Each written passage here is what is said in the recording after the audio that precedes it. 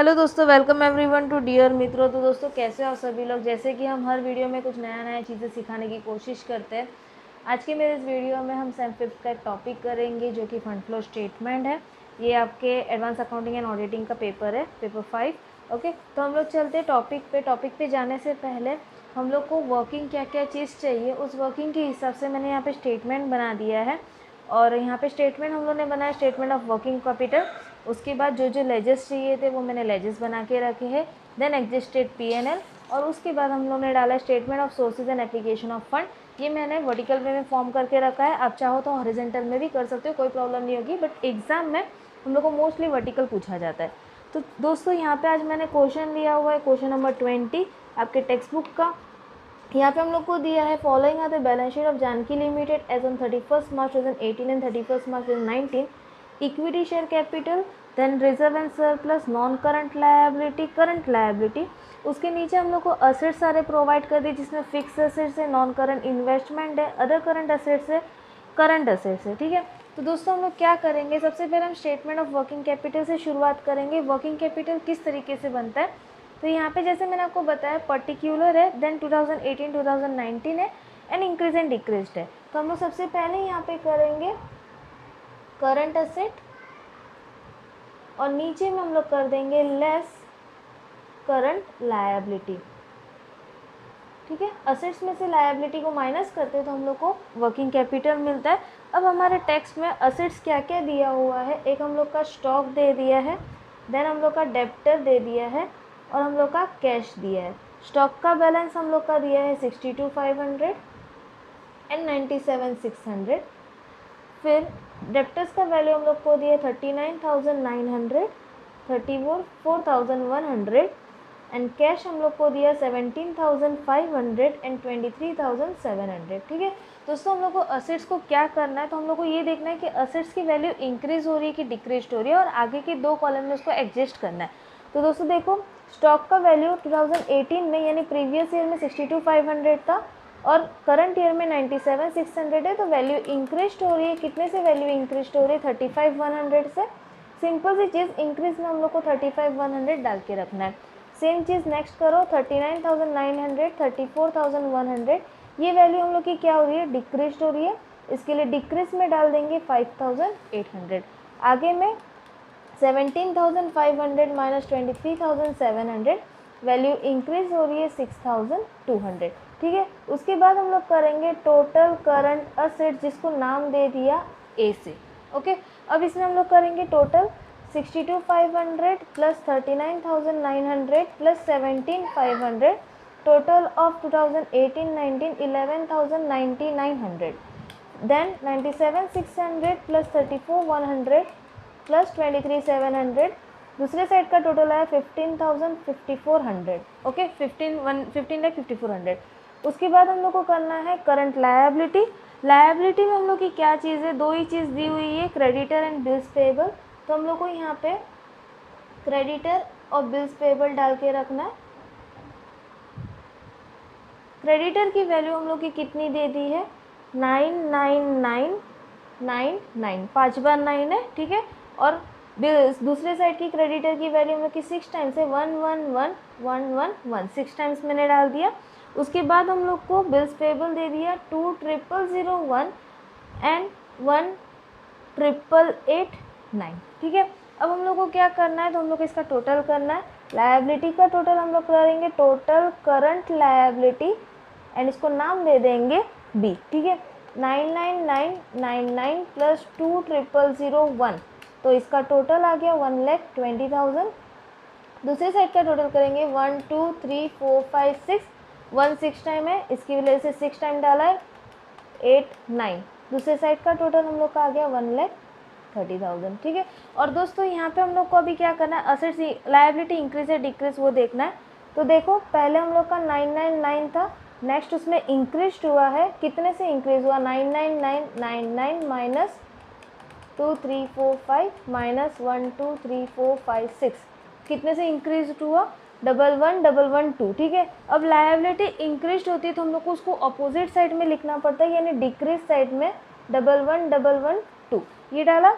Then वापस दूसरे का देख लेंगे, एक साइड हम लोग का 20,000 और दूसरी साइड 19,000 जैसा है, तो 2,000,001 माइनस 1,889, ये वैल्यू इंक्रीज हो रही है कि डिक्रीज हो रही है? डिक्रीज हो रही है, इसकी वजह से इसको उल्टा लिखना है, मतलब लिखना किस में हम लोग को, इंक्रीज में। दोस्तों आपको ये याद रखना पड़ेगा कि असेट्स में हम लोग नॉर्मली जैसे है इंक्रीज या डिक्रीज डालेंगे, लेकिन लायबिलिटी में हम लोग को अपोजिट डायरेक्शन में रखना है, ठीक है। उसके बाद हम लोग करेंगे इंक्रीज और डिक्रीज इन वर्किंग कैपिटल। अब इसमें हम लोग क्या करेंगे, ए माइनस बी, ठीक है। ए हम लोग का टोटल कितना था, 11,99,100 माइनस 1,20,000, तो हमारा यहाँ पे -100 आया, ओके। और दूसरे साइड का टोटल कर देंगे 15,54,100 माइनस 1,30,000, तो दूसरे साइड का टोटल हम लोग का आया 25,400, ओके। फिर उसके बाद -100 माइनस में था, तो हमारा वैल्यू इंक्रीज हो रहा है, इंक्रीज इन वर्किंग कैपिटल कितने से इंक्रीज हो गया, 25,500, ओके। और टोटल हम लोग का लास्ट में कितना आएगा, 25,400 एंड 25,400। अब ये इंक्रीज या डिक्रीज, इसमें इंक्रीज आया तो इसका भी हम लोग को लायबिलिटी की तरह ही रखना है, इसमें इंक्रीज आया तो उसको लिखेंगे किसके अंदर, डिक्रीज के अंदर, और लास्ट में हम लोग का ये इंक्रीज एंड डिक्रीज भी टोटल टैली हो जाएगा, ओके। अब उसके बाद हम लोग चलेंगे एडजस्टमेंट में।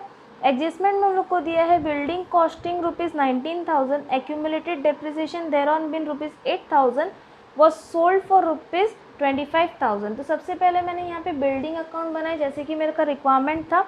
अब बिल्डिंग हम लोग का कॉस्ट के ऊपर कितना दे दिए, 29,000, बिल्डिंग असेट्स है, इसकी वजह से ओपनिंग बैलेंस हम लोग इधर से स्टार्ट करते हैं 29,000, by balance carry forward, closing balance हम लोग का था 45,000, ठीक है। अब उन्होंने बोला 19,000 की कॉस्टिंग थी, 8,000 डेप्रिसिएशन था, तो हम लोग डेप्रिसिएशन कहाँ डाल देंगे, क्रेडिट साइड में डेप्रिसिएशन कर दिया 8,000, एंड देन हम उसका कंपैरिजन करेंगे 19,000 माइनस 8,000। अब बिल्डिंग की वैल्यू कितनी हो गई है, 11,000। 11,000 की बिल्डिंग जो है वो 25,000 में बेच रहे, तो दोस्तों यहाँ पे प्रॉफिट हो रहा है कि लॉस हो रहा है, प्रॉफिट हो रहा है, तो हम लोग यहाँ पे कर देंगे टू प्रॉफिट ऑन सेल्स, ठीक है, कितना 14,000, और दूसरे साइड में हम लोग कर देंगे बाय सेल्स 25,000। ये हो जाने के बाद हम क्या करेंगे, तो इसका टोटल कर देंगे, टोटल कर दो, क्रेडिट साइड का 8,000, 25,000 प्लस 45,000, क्रेडिट साइड में टोटल आ गया 78,000 माइनस 29,000 माइनस 14,000, डेबिट साइड में हम लोग का डिफरेंस बच रहा है 35,000, और ये क्या माना जाएगा, परचेज ऑफ बिल्डिंग, ठीक है। ये हम लोग का क्वेश्चन मार्क था, हमने फाइंड किया, और लास्ट में हमारा टोटल हो जाएगा 78,000। इस तरीके से हम लोग ने बिल्डिंग का लेजर कंप्लीट किया। उसके बाद नेक्स्ट हम लोग को बोला है no furniture was purchase during the year, however a part of furniture on which accumulated depreciation are provided ₹1,000 was sold for ₹2,500। तो दोस्तों यहाँ पे मैंने वापस फर्नीचर का अकाउंट बनाया है, जैसे कि लैंड एंड बिल्डिंग का किया था वैसे हम लोग को यहाँ पे सबसे पहले ओपनिंग बैलेंस डालना है फर्नीचर का 16,000, और दूसरे साइड में हम लोग को क्लोजिंग बैलेंस डालना है उसका 11,000, ठीक है। उन्होंने पहले ही बोला कि इसमें कुछ परचेस आएगा नहीं, तो जो भी होगा या तो राइट ऑफ होगा या तो नुकसान होगा, हम लोग को ये चीज़ पता चल गई है।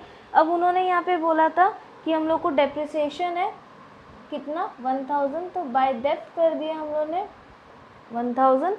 उसके बाद हम लोग को बोला है 1,000 का जो मशीन फर्नीचर था वो बेच कितने में रहे 2,500 में, तो हम लोग बाय सेल्स कर देंगे 2,500, ठीक है। अब इसका डिफरेंस निकाल देंगे 11,000, 2,500 एंड 1,000 माइनस 16,000, तो हम लोग का 1,500 आया। 1,500 हम लोग को क्या होगा, loss on sale of furniture, okay. इस तरीके से आपको दिमाग लगाना है, क्योंकि यहाँ पे इन्होंने बोला ही है कि हम लोग को परचेज नहीं करना, तो हम लोग को बाकी बचा वो सेल्स करना पड़ेगा और नुकसान आएगा। तो यहाँ पे हम लोग का टोटल हो गया 16,000 और 16,000, और ये क्लोज हो गया। ये हम लोग ने फाइंड किया था, इसके लिए मैं यहाँ पे क्वेश्चन मार्क दे रही। उसके बाद थर्ड एडजस्टमेंट है investment recorded in the book at cost price, part of investment being worthless were written off during the year. Investment जो है कॉस्ट प्राइस के ऊपर रिकॉर्ड हो रही है और बाकी जो भी इन्वेस्टमेंट बच रही है वो रिटर्न ऑफ कर रहे हैं। तो इन्वेस्टमेंट अकाउंट मैंने यहाँ पे बताया, तो यहाँ पे हम लोग करेंगे ओपनिंग बैलेंस इन्वेस्टमेंट का हम लोग का कितना दिया हुआ है 52,100। देन क्लोजिंग बैलेंस हम लोग का हो जाएगा बैलेंस कैरी फॉरवर्ड 40600, ठीक है। उसके बाद जो भी डिफरेंस बचेगा, अब इस साइड आपको पता ही चल रहा है कि डिफरेंस कौन सी साइड बच रहा है, क्रेडिट साइड में डिफरेंस बच रहा है, तो उसको हम लोग को क्या करना है, रिटर्न ऑफ करना है। 52,100 माइनस 40600 11,500, ये क्या हो जाएगा बाय रिटर्न ऑफ इन्वेस्टमेंट, और ये जाएगा कहाँ, पीएनएल अकाउंट में। ओके, ये हम लोग का कंप्लीट हुआ। उसके बाद फोर्थ हम लोग को दिया है 1/3 ऑफ शेयर इशू एक्सपेंस व return off during the year. दोस्तों यहाँ पे थोड़ी सी चीज़ देख लेना, क्योंकि रफ वर्क है तो ये रफ वर्क आपको समझना पड़ेगा, तो आप सॉल्व कर सकते हो अच्छे से। शेयर इशू एक्सपेंस हम लोग को कितना दिया हुआ है, 6,000 दिया है, ठीक है, और उसका 1/3 पार्ट हम लोग को निकालना है।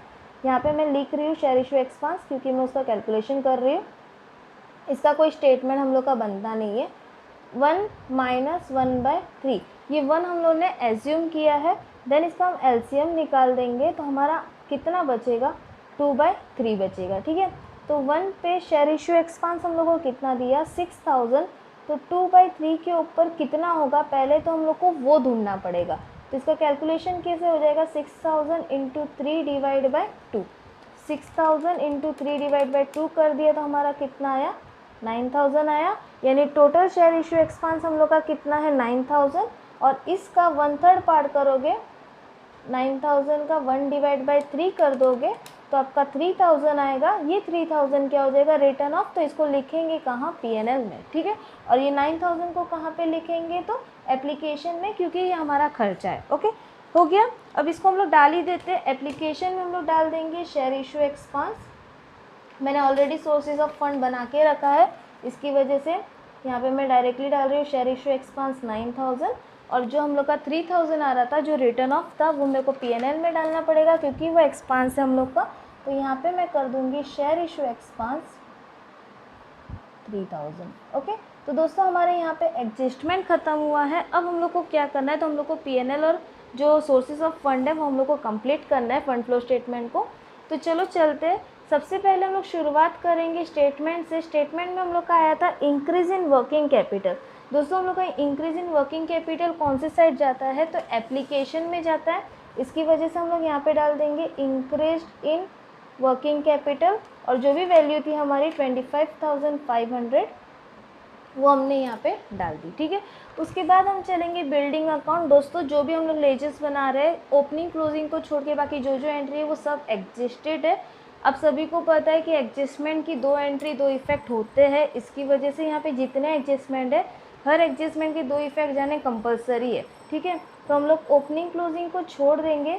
यहाँ पे क्या क्या चीज़ है, डेप्रिसिएशन आया, सेल्स आया, प्रॉफिट आया, परचेस आया, तो ये सारी की फर्स्ट एंट्री हो गई। अब सेकंड एंट्री कहाँ जाएगी, डेप्रिसिएशन जो है हम लोग का पीएनएल में जाता है, इसकी वजह से हम लोग लिखेंगे डेप्रिसिएशन ऑन बिल्डिंग, जो भी वैल्यू था आपका 8,000। देन उसके बाद प्रॉफिट, वो भी पीएनएल में जाता है लेकिन क्रेडिट साइड में, तो यहाँ पे मैं अपोजिट साइड में कर रही हूँ बाय प्रॉफिट ऑन सेल, ये हम लोग का था 14,000। ओके, उसके बाद हम लोग का परचेस और सेल्स आया। परचेस ऑफ बिल्डिंग था 35,000, सेल ऑफ बिल्डिंग था 25,000, तो वो सोर्सेज एंड एप्लीकेशन में जाएगा। तो हम लोग यहाँ पे कर देंगे sales of building 25,000 and purchase of building application में जाता है, तो उसको हम लोग एप्लीकेशन में लिख देंगे। जो भी परचेज वगैरह रहेगा वो एप्लीकेशन में जाएगा, ये आपको याद रखना है। इसमें आ गया हमारा 35,000। ओके, उसके बाद नेक्स्ट अकाउंट हम लोग ने कौन सा बना है, फर्नीचर। जैसे कि मैंने आपको अभी बताया कि ओपनिंग क्लोजिंग को छोड़ दो और बाकी सब चीज़ें की सेकेंड एंट्री देखो। तो इसमें हम लोग की क्या क्या एंट्री है, डेप्रिसिएशन है, सेल्स है एंड लॉस है। तो डेप्थ और लॉस तो पीएनएल अकाउंट में जाएंगे, तो इधर लिख देंगे डेप्रिसिएशन ऑन फर्नीचर, ठीक है, 1,000, और उसके नीचे लॉस ऑन फर्नीचर 1,500, और उसका सेल्स हम लोग पीछे डाल देंगे क्योंकि सेल्स हम लोग का सोर्स होता है, तो इसकी वजह से हम लोग यहाँ पे कर देंगे सेल्स ऑफ फर्नीचर 2,500। 500। ओके, ये हम लोग की सेकेंड एंट्री कंप्लीट हुई। अब उसके बाद हम लोग का आया इन्वेस्टमेंट। इन्वेस्टमेंट का रिटर्न ऑफ हो रहा था ओपनिंग क्लोजिंग के अलावा, उसके अंदर सिर्फ रिटर्न ऑफ था, तो हम लोग यहाँ पे कर देंगे रिटर्न ऑफ इन्वेस्टमेंट 11,500। तो दोस्तों यहाँ पे जो जो रिक्वायर्ड हम लोग के स्टेटमेंट थे उसमें से हम लोग ने जितने बैलेंस हो सके उतने सारे डाल दिए। अब हम लोग चलेंगे स्टेटमेंट पे। हम लोग को सबसे पहले दिया था equity share capital. Equity share capital का ओपनिंग और क्लोजिंग बैलेंस दिया है। आप चाहो तो इसका स्टेटमेंट बना सकते हो, चाहो तो आप डायरेक्ट डाल सकते हो। 1 लाख में से 65,000 माइनस हो गया तो हम लोग का कितना बैलेंस बचेगा 35,000। वो कहाँ पे आएगा, सोर्स में। तो हम लोग यहाँ पे कर देंगे इक्विटी शेयर कैपिटल 35,000। ओके, उसके बाद नेक्स्ट हम लोग को दिया था profit and loss. Profit and loss को ओपनिंग एंड क्लोजिंग दिया है। दोस्तों जैसे कि आपको पता है ये लायबिलिटी है, इसकी वजह से आपकी ओपनिंग बैलेंस जो है वो अपोजिट साइड से चालू होगी। ओपनिंग बैलेंस था 25,000 एंड क्लोजिंग बैलेंस उसका दिया था 37,400। तो वो मैं नीचे डाल रही थोड़ा सा 37,400। ओके, उसके बाद नेक्स्ट हम लोग को दिया हुआ है depreciation on land and building. दोस्तों ऑलरेडी हम लोगों ने डेप्रिसिएशन यहाँ पे बिल्डिंग का डाल दिया था, मैंने इसको देखा नहीं था ये पॉइंट को। तो हम लोग को क्या करना है, पहले तो हम देख लेंगे 12,000 माइनस 9,000 हमारा कितना बच रहा है 3,000, और हमारा डेप्थ ऑन बिल्डिंग कितना था 8,000। हम उसको सिर्फ माइनस करके रखेंगे, यानी हमारा यहाँ पे 5,000 आएगा, ये आप सुधार लेना। उसके बाद नेक्स्ट आपका फर्नीचर था। फर्नीचर का भी हमारा पॉइंट हो चुका था। पहले हम देखेंगे 6,000 में से 5,600 माइनस किया, 400 बचा, और हमारा डेप्थ ऑन फर्नीचर ऑलरेडी कितना आ रहा था 1,000। तो 1,000 में से 400 को भी माइनस कर देंगे तो हमारा आंसर कितना आ जाएगा 600। तो यहाँ पे डेप्थ ऑन फर्नीचर 600 कर दीजिएगा। ये हम लोग को बोला है मोटर व्हीकल का डेप्रिसिएशन है, तो डेप्थ ऑन मोटर व्हीकल कर देंगे। मोटर कार का हम लोग का था 17,000 माइनस 9,000, तो 8,000 हम लोग का डेप्रिसिएशन आएगा, तो यहाँ पे हम लोग डाल देंगे 8,000। उसके बाद हम लोग का है करंट लायबिलिटी, जिसमें क्रेडिटर और बिल्स पेबल है, वो ऑलरेडी हम लोग ने वर्किंग कैपिटल में यूज़ कर लिया है, इसकी वजह से इसको हम लोग को दोबारा यूज़ नहीं करना। देन हम चलेंगे असेट्स पे। असेट्स पे लैंड एंड बिल्डिंग को यूज़ कर लिया, फर्नीचर को यूज़ कर लिया, मोटर व्हीकल एट कॉस्ट बाकी था। तो हम लोग देखेंगे ओपनिंग और क्लोजिंग डाल के, तो हम लोग का कौन से साइड में डिफरेंस आएगा, डेबिट साइड में डिफरेंस आएगा 21,000 का, तो वो हम लोग का क्या हो जाएगा परचेस। तो यहाँ पे मैं कर रही हूँ परचेस ऑफ मोटर व्हीकल। अगर यही डिफरेंस क्रेडिट साइड में होता तो हम लोग का वो सेल्स हो जाता। ओके, ये हो गया। उसके बाद शेयर इशू एक्सपेंस हम लोग ने डाल दिया है, स्टॉक डेटर और कैश भी हम लोग ने डाल दिया है। अब दोस्तों हम लोग को क्या करना है, तो बस हम लोग को एक P&L को क्लोज करके रख देना है। हम लोग यहाँ पे कर देंगे 3,000 प्लस 5,000 प्लस 600, 1,500, 11,500, 8,000 एंड 37,400। तो डेबिट साइड का टोटल P&L का हमारा आ गया 67,000। देन क्रेडिट साइड को उसमें से माइनस कर देंगे, माइनस 25,000 माइनस 14,000, तो 28,000 हमारा क्या हो गया एडजस्टेड P&L। हम लोग यहाँ पे डाल देंगे एडजस्टेड P&L 28,000 और इसको क्लोज कर देंगे 67,000 से, क्योंकि वो हमारा टोटल बैलेंस था। अब ये एडजस्टेड P&L कहाँ पे जाता है, तो सोर्स में चला जाता है। यहाँ पे हम लोगों ने सोर्स का सारा चीज़ डाल ही दिया है, बस हम लोग को एडजस्टेड P&L डालना ही बाकी है। तो एडजस्टेड P&L मैंने यहाँ पे डाल दिया 28,000 का। अब हम लोग को इसका टोटल कर देना है 25,000 प्लस 2,500 प्लस 35,000 प्लस 28,000, 90,500 हम लोग का क्या हो गया सोर्स का टोटल। अब उसी तरीके से हम एप्लीकेशन का भी टोटल कर देंगे और ये मैच कर जाना चाहिए।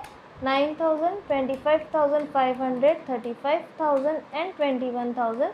एप्लीकेशन का भी टोटल हमारा मैच कर गया 90,500। तो दोस्तों इस तरीके से हमारा ये सम यहाँ पे कंप्लीट हुआ। होपफुली आपको पूरी वीडियो समझ आई होगी। वीडियो समझ आई तो प्लीज़ अपने दोस्तों के साथ शेयर करना और डियर मित्रों को सब्सक्राइब करना बिल्कुल ना भूलिएगा। मिलते हैं नेक्स्ट वीडियो में, तब तक के लिए बाय बाय।